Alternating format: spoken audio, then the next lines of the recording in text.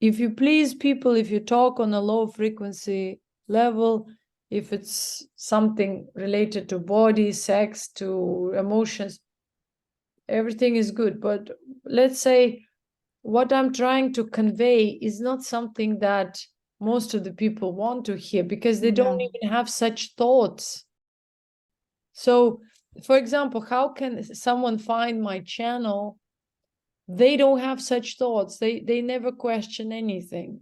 All they think is about dating, food, body.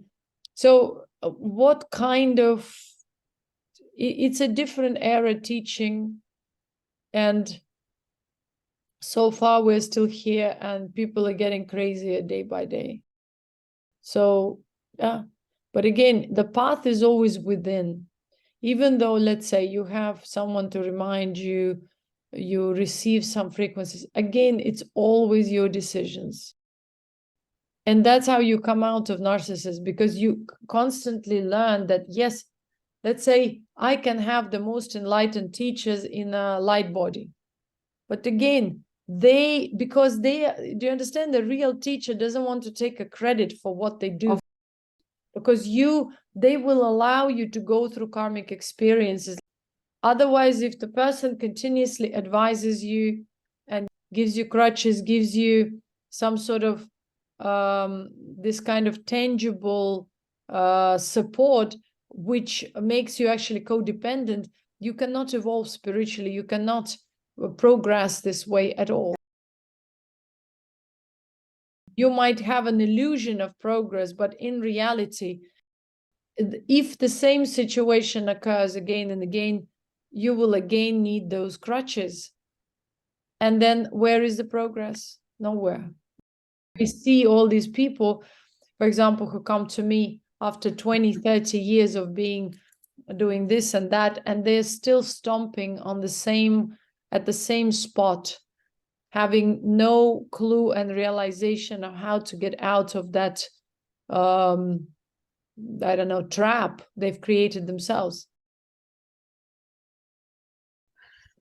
Because people understand spirituality at this point only on the level of beliefs and worship, whether you want it or not, some sort of belief and worship. And they always want a tangible object, or they want some kind of an idea or some kind of a being there, which they idealize, instead of really tapping into the higher frequency and pulling themselves out of the misery, So this is what I observe all the time with people. The same applies to escapism, all these experiences of drug-induced spiritual experiences, out-of-body experience. It is all there. Part of a different era, and we start getting glimpses. But it doesn't mean that there is a spiritual progress, because people don't realize spiritual progress is not measured by powers and different kind of disjoint experiences. Spiritual power is your constant frequency. It's like, for example, you have a specific radiation or a specific frequency field, and this field is permanent. So then you can say, okay, I am evolved to this degree that I am constantly emanating this. And again, the more you evolve, the wider range of frequency you are able to emanate, but the cumulative frequency is much higher than the average. Then you can say you're evolving. And evolving or evolved to a certain degree doesn't mean that you stopped, or that you cannot actually attend to normal, normally accepted things or activities. It doesn't mean that you are now only flying and using flying saucers and you are some sort of a supernatural person who only exhibits some kind of spiritual powers, like walking through walls.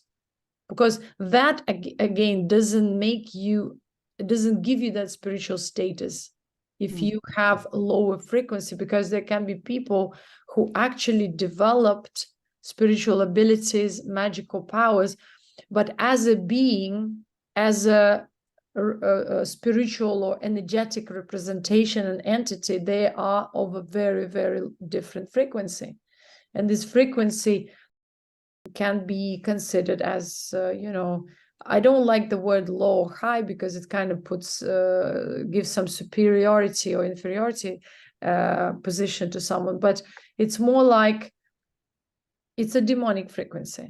A demonic frequency, again, it doesn't mean it's low or high, it's just the frequency that constantly propels you into creation.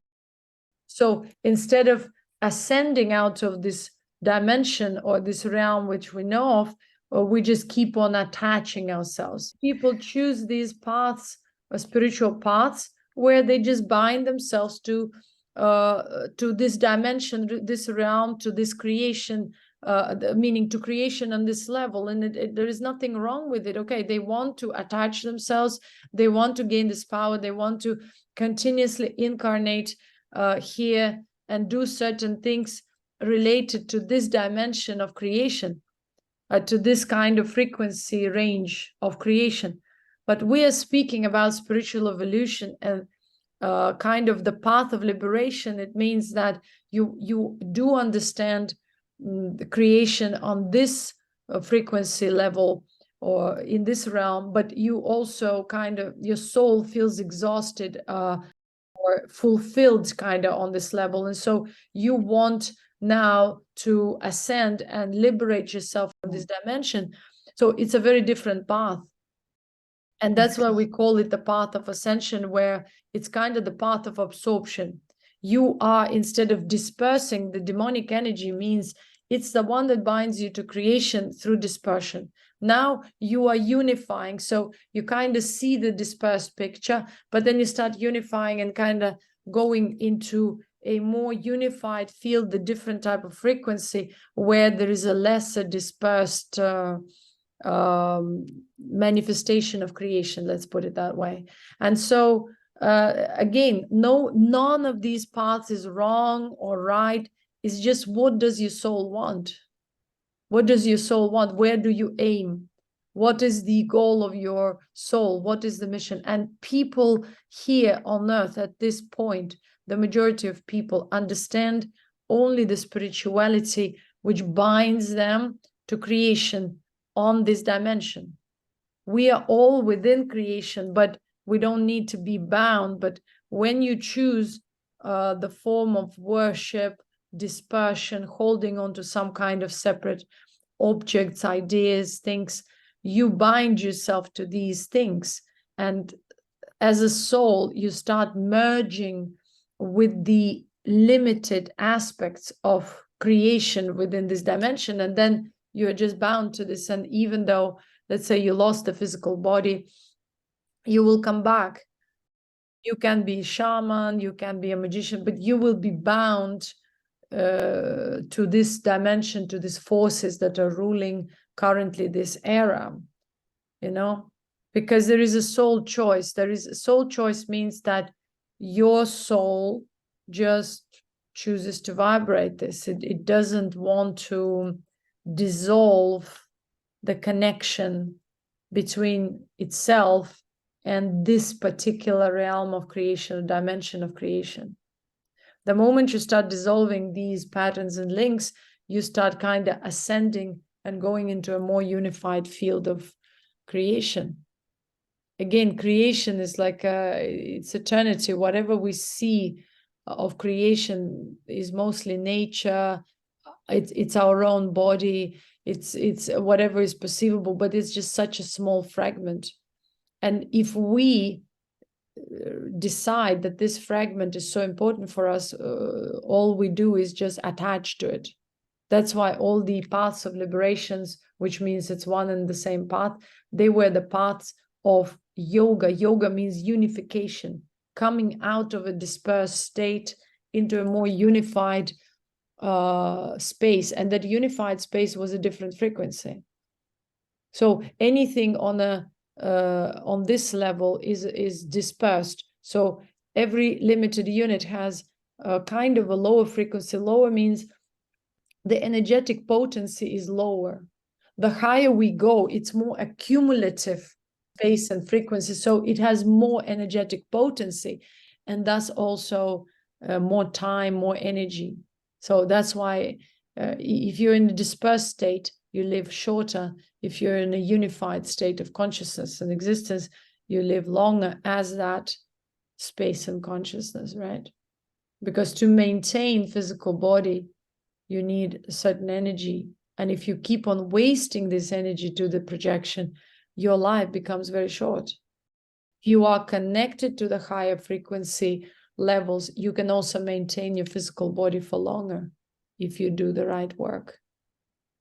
So that's what this whole path is about. It's not even the path that has to be named or connected to anything. Every soul chooses in a certain point, at certain point, in a certain time of the cycle, every soul chooses where it wants to go, what it wants to do, how it wants to express itself, or how it wants to conceal its own expression or power.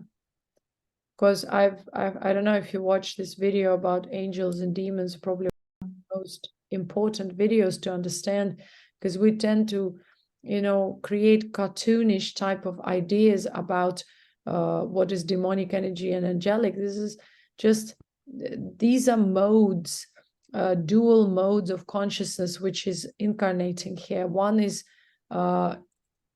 propelling, souls to dispersion and fragmentation, and the other is, on the contrary, helping it to unify and ascend. And you can enjoy balance and peace as you stay here and maintain these two tendencies kind of in an equanimous way. But sooner or later, there is still a choice, because even after thousands of years, you will say, okay, I've accomplished whatever I've needed to accomplish, and now it's time to ascend. Now it's time to go, or I bind myself, and then you have, maybe you have a different spiritual status because you're still connected to subtle reality, but you will still be bound reality, and you will need the energy source from this reality continuously. So, and we see all these different paths are demonstrated through our ancestors, through all these different recordings which we have from the past eras.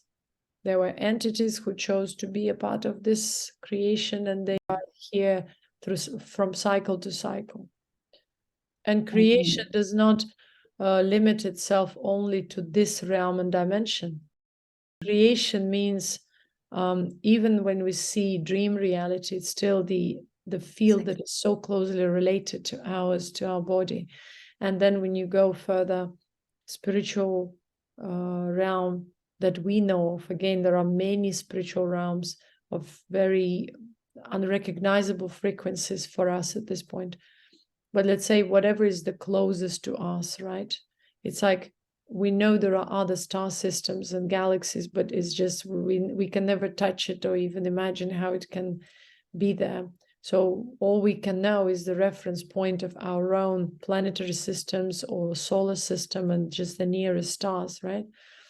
The same applies to our spiritual evolution. All we can know of, or kind of hypothetically perceive on some subtle level, is only what's the closest to our current level. And even when we taste a subtle reality within us, first of all, it's not outside of us. That's important to remember. Within us, yes, we perceive different existence. It's still creation. And on a Siddha path, which is, again, it's not related to India or Saudi Arabia. It's the path of souls who always realize that no matter how beautiful creation may be, it's like a station. It's just a stop here. So all these paths, we can call them Siddha paths, or we can call them just the path of evolution, human evolution. They all were about one and the same thing, that the only aspect that has been always in consciousness was consciousness is a part of creation. And creation, again, shouldn't be misunderstood, because again, people project the idea of creation onto nature that we see and perceive only through our senses. But creation is our breath. Creation is the way we are perceiving everything, our intelligence.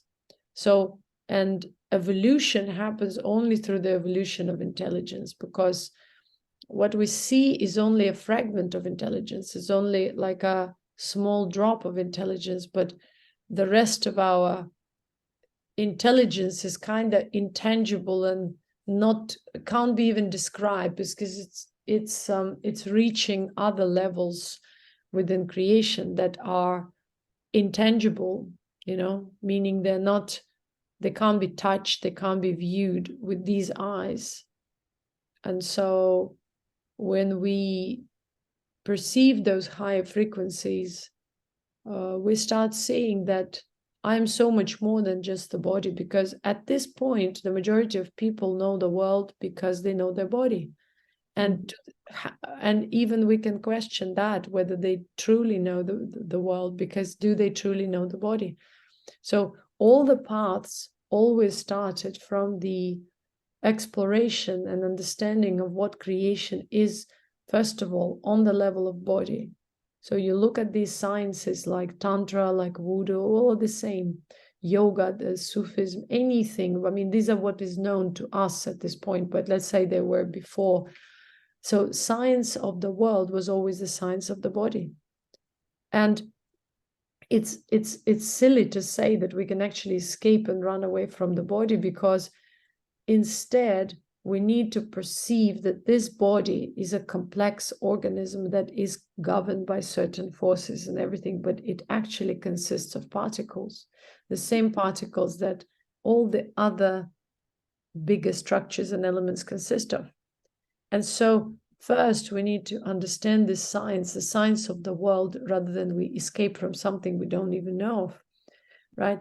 Once you understand the body, how it operates and all, you start awakening to the subtle body. Now you start seeing that everything is energy. Now you look at the person, you look at nature, you look at this and that, but you don't just see what you see with your eyes, you perceive so much more. And that's called the intuitive perception, or it's called the perception of energy. And again, you cannot perceive the world deeper than you perceive yourself. The deeper you know yourself, the subtler you can read the world. So if I know myself to a certain depth, to the same depth, I will see other people. So who is a counsel, who is a teacher, who is a healer? The being who supposedly has realized a certain depth. And so now they can see creation to that depth. And the further they go, the deeper they again start seeing the creation. So the deeper they can see the problem, or they can offer the subtler assistance, right? So, and when we learned about the world and creation, when we also start awakening to the energy fields of, so it means it's a subtle imprint, subtle body of everything we see and perceive, then we say we are awakening really. And now we need to understand what is happening on the energy level, so that we can neutralize unwanted energetic imprints, patterns, tendencies, movements, so that we can actually change the physical appearance or the physical imprint too. Because we always say we need to change the world, but the world is changed only by changing the energetic imprint on the individual and the collective, right? So when do we say that era changes? The era changes when on the collective level, the energetic imprint changes and people open up to the energetic substance of existence. Because earlier they're just so deeply engrossed in their physical body and they don't understand how it operates. So they just use the methods of trial and error and experimentation, but they have no direct knowledge and understanding. That's why they live short lives. They have no idea. They have pains. They have all these sufferings because they are not awakened, or they have no direct knowledge of energetic imprints and how these imprints created the physical imprint. So the knowledge of that subtle existence is kind of veiled. Now, when we awaken or start gradually awakening to that subtle imprint, it means we are announcing the change of eras, because that is what is the next era, where you understand that your physical existence is just because of the energetic imprint and the subtle being, and the subtle being is the actual more kind of substantial and important part, and the physical is just the reflection. So we kind of shift the perspective. But it doesn't again mean that creation just ends there. The creation it's still a very, very kind of a primitive perception, because then you further go, you refine your energetic substance.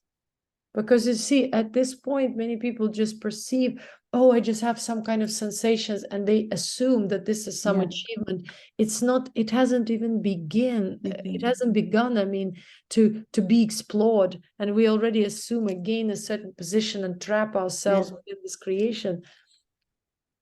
Now we need to not only to perceive and have these joint experiences, we need to realize what is my being on an energetic level. How did I become the part of this collective? How did I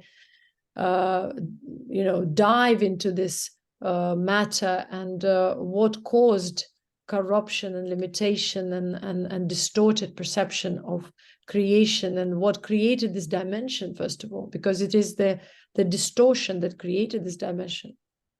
Karma itself is the distortion.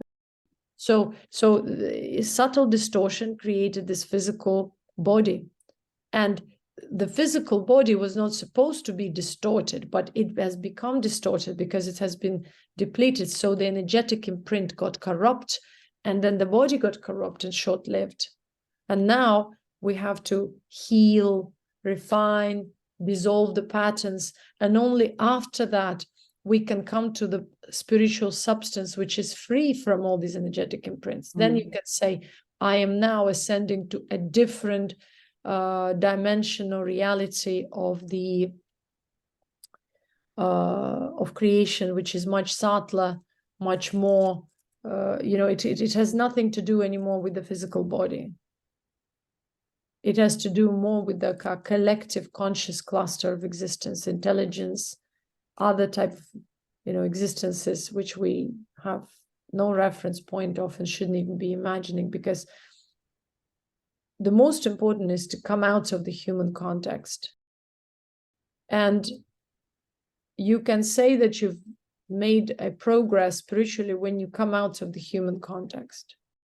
And again, people may take these words out of context and say that I'm trying to say that we should be dehumanized.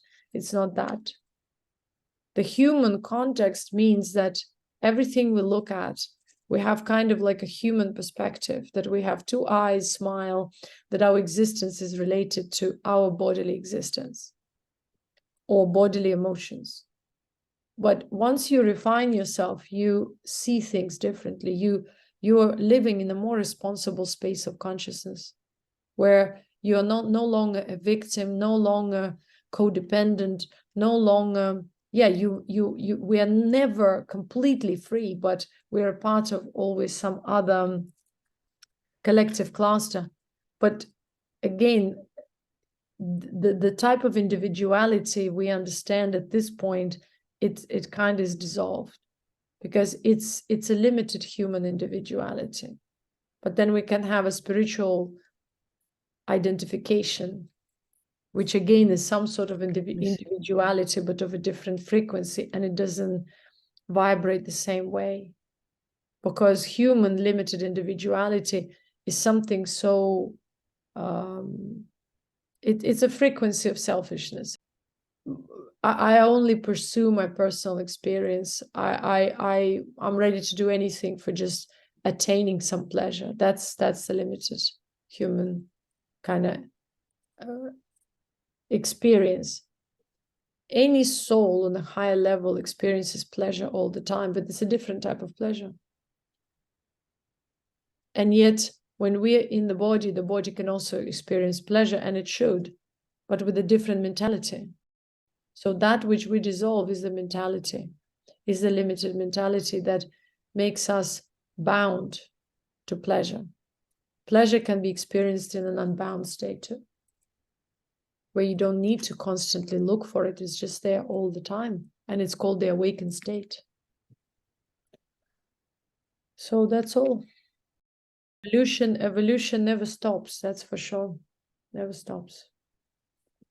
It's ongoing. And people who say that they liberated themselves, they continue their evolution. And many of them could not understand the world. There are people who can just evolve, but they still don't have knowledge of the world. They haven't realized their body. Some beings choose to stay here for some time, explore nature, explore creation in this dimension, so that they learn. This is the Siddha path, actually, the universal Siddha path. If you managed or you happen to incarnate in this cycle, in this particular realm and dimension, so explore it. Understand creation within the scope or range of awareness and go further, expand. Instead, people get attached. Yeah.